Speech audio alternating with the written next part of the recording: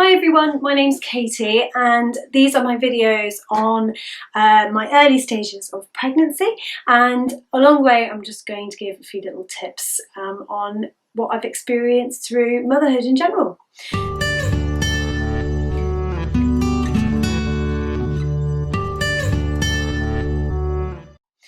So right now I am 16 weeks and 2 days pregnant, and this is my lovely bump.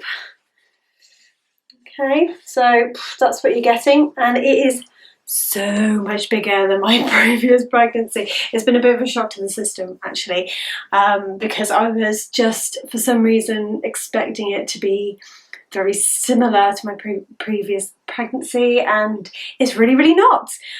So when I heard about other people experiencing completely different pregnancies with their children, I found it difficult to get my head around, because I thought, well, if your body reacts one way to hormones, then it must react the same way to, the hormones the same way at a different time. But apparently not. So I am, experiencing a totally different pregnancy this time.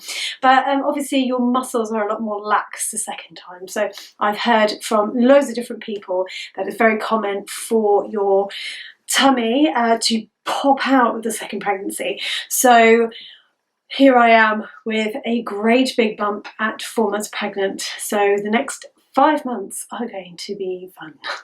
So something I noticed when I announced my pregnancy last time is that I didn't really go through very much in how we got to that point with the pregnancy.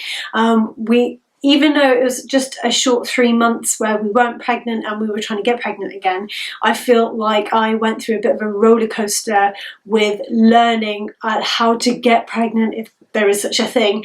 And I thought I would share some of the things that I experienced when I was quite fraught and determined to get pregnant again. And some of the things that I really wish I knew before, so I thought I'd share them with you. So one thing that was picked up in this pregnancy is that I have something called a low PAPP-A, so that's PAPP-A, which is, it turns out, to be a hormone that your placenta releases, which means that when they test you for it, and this was picked up as part of the test when I had the blood test to check for DNA abnormalities such as the Down syndrome. So this was a blood test that was taken at my 12-week scan, and I got a letter. So what they do is they take your blood at the 12-week scan, they scan you, and then they combine the two things with the measurements of the scan and the blood test results, and they combine them and they give you a risk score of whether you're likely to have a high risk of having a DNA abnormality or a low risk. So as it was, we got the letter through the post, which was great, because apparently if you are high risk, you get a phone call within about 2 or 3 days of having the tests. So we got a letter through the post to say that we are low risk of having DNA abnormalities, which is wonderful. But at the bottom of this letter, it mentioned the fact that my PAPP-A, which is this hormone, is low. So this basically means, after a bit of frantic Googling, is that you are higher risk of something called preeclampsia. You can give birth early and you can end up giving birth to a very small baby. So basically all it means is that your placenta is not working properly and it needs a little bit of help, a little bit of a boost. So with this, as part of the guidelines that was attached to the letter, was that I need to start taking 75 milligrams of aspirin, dispersible aspirin. So you put it in water, let it dissolve, and I drink that every day for the rest of my pregnancy, which was quite scary. I didn't quite know how to take the information, because obviously we are told whilst being pregnant to avoid things like ibuprofen and aspirin. So I rang my midwife and asked and spoke to her on the phone. She basically said, these are the risks if you do not take it, these are the risks if you do. Ultimately it's up to you, but the guidelines are that with low PAPP-A, we advise you to have aspirin every day until the end of your pregnancy. So here I am taking aspirin. So hopefully I haven't experienced any side effects, so no bleeding or anything like that. So it should be absolutely fine. What it does mean though is that I need to have extra growth scans between 28 weeks and 36 weeks. So on the plus side, I get to see my baby before it comes out a few more times, which I suppose can't be a bad thing.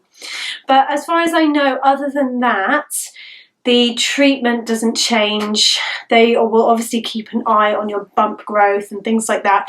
And as far as I'm aware, I'm not sure if it can improve, and I don't know if they test it again, but I've got my midwife appointment next week, my second one. So I'll ask her those questions then, and then I will let you know the answer. But as far as I know, once they've tested it and they've decided you've got low PAPP-A, you just have to keep taking the aspirin, and that is it.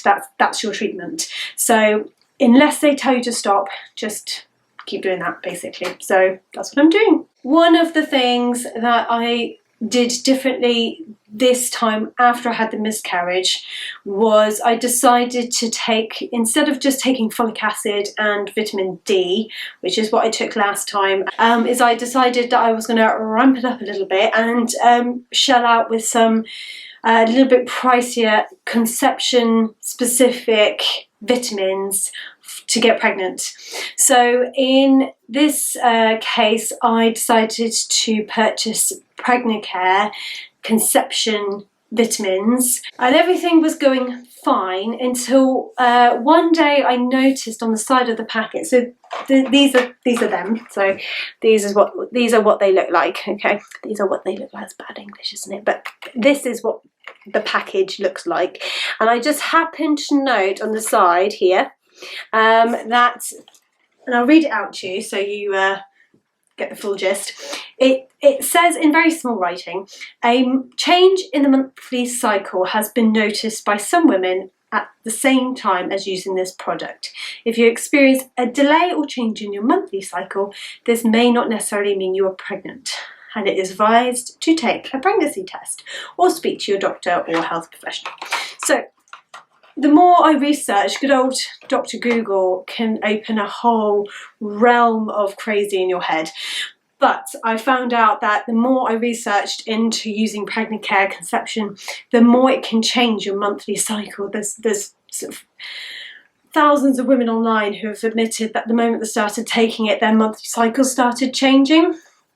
So, and I wasn't sure, to this day, I'm not sure whether it's the actual vitamins or whether it was just my body trying to recover itself after the miscarriage.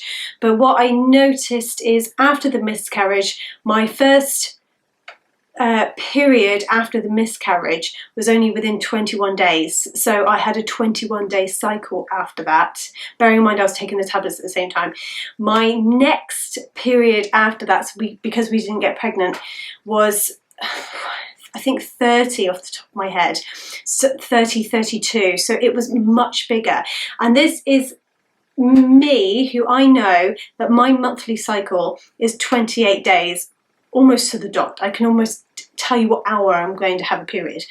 And it's always been like that ever since I've come off the pill, thank goodness. But I've noticed that since the miscarriage and since taking those, my monthly cycle did change quite dramatically, which, I mean, for any of us that are trying to get pregnant, you can understand that it's really stressful because you know you've got such a narrow window. How people accidentally fall pregnant is beyond me. You ovulate, but obviously you can get pregnant if you have sex anywhere within sort of 5 days of that ovulation day. But trying to get that window, if your cycle's all over the place, is really, really difficult. So after 2 months of my cycle being a bit all over the place, I stopped taking the tablets because I noticed that on the side, and I started doing the research. So I went back just to using folic acid and vitamin D. And I then started using ovulation strips, which I didn't use before, because I've always used, as I mentioned in my previous videos, I've always used a period app to try and track when my ovulation window might be. And that's always worked. I mean, I've never had any issues. But now, because I was so unsure about what was going on and what my body was doing, I decided then to purchase some ovulation sticks. And these are little tiny, I mean, it depends on which ones you get, but I purchased them cheap online. I think I got them from Amazon, and they came in a pack of 20, you know. So, and they're these tiny little sticks, and what you do is you pee in a cup, whatever, and then you pop the stick in for 30 or between 10 and 30 seconds. You take it out, and if you have 2 lines, it means the hormone that is triggering ovulation is elevated, which means if you have the 2 lines, it means you are ovulating within the next 24 hours, give or take. And it's just a guide, like all these things really. If you have just the 1 line, just the 1 control line, it means you are not ovulating.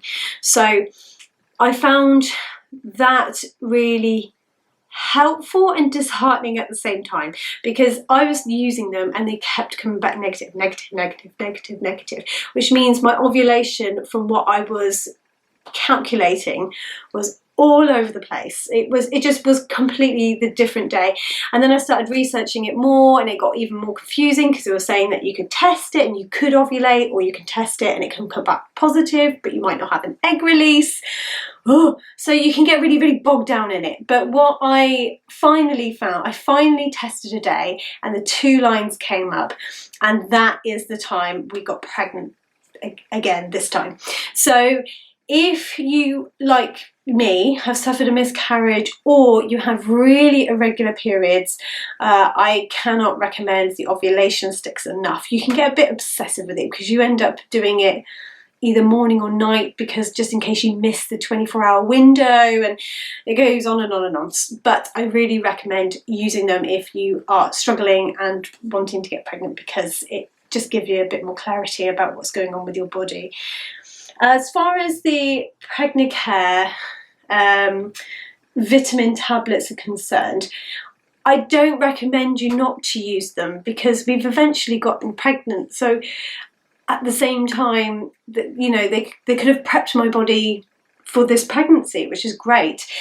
And it could have been simply that the miscarriage has just messed up my cycle completely. It's completely up to you really. I am now actually in the process, so it does recommend that you can continue to take the tablets even once you're pregnant, because all the vitamins and minerals are in there to help your pregnancy as well. So I'm in the currently in the process of finishing my packets. I've paid for them, and you know, why not? So I would take them, but just note that they've actually put the warning on the box that it can mess up your cycle.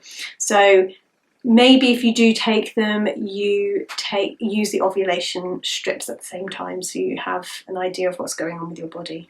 One thing I will say, which is delving into my personal life a little bit, is that we really struggled this time as a couple to want to try and get pregnant again. I know that sounds strange, because we were so determined to get pregnant again so quickly, but I can see why couples decide to take a break before trying again, because it can really take its toll on your relationship, both physically and mentally. So you've got this thing hanging over your head that you want to try and get pregnant as much as you know, as quickly as you can. But at the same time, you have to physically get together as a couple and have sex, which is, if you're not in the mood, you're not in the mood. I know it sounds strange, but to force yourself to be in a position where you're trying to make a baby is quite, it's quite difficult in your relationship. It just became a bit mechanical, and I can completely understand why couples decide to leave a little break in between a miscarriage and try again, because you've got to let your body recover, and you've got to make sure your relationship is spot on, because trying again was difficult. It was difficult because we were really wanting it to happen, so much so we were forgetting almost why we wanted it, and the fact that we were a good couple that wanted to have another baby. It was just almost like a little mission that we needed to accomplish. So, you know, for us, that's what was going to a little bit mend part of that broken heart that was given by the miscarriage. And that will never fully go away, because those memories are always going to be there. And the knowledge that that baby was once there is never going to go away. But at the same time, we knew that getting pregnant again is the thing that was going to help mend that a little bit. So for us, it was difficult. So yeah, I just thought I'd mention that, because I think it's important for us to be open about these kind of things. And I fully respect people who are going through a really difficult time with trying to conceive, because it was a tough that was just 3 months.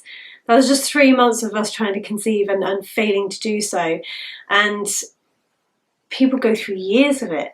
And it must be the ongoing heartbreak. I remember each month that I found out I wasn't pregnant was another low point. And to have that repetitively must be so grueling, and it must be horrible. So my heart goes out to everyone who is really struggling to conceive. Okay, so it's been quite a short video this time. Well, I think it's short. I'm going to try and narrow it down later anyway, so you not get bored to tears. But I just thought I would reflect on some of the time in between us having the miscarriage and us getting pregnant again, and some of the things I found. So I thought I'd share that with you in case you're going through similar things. Next time I'm going to talk about work and my work, and breaking the news that I'm pregnant to work, and how I'm finding it physically trying to do my job, because I've got quite a strenuous and physical job. So trying to combine that with a growing bump, and trying to get your employers on board and your managers on board, it can fluctuate from place to place. So next time we're going to talk about that a little bit, and my experiences with work. And I've got a few little stories which are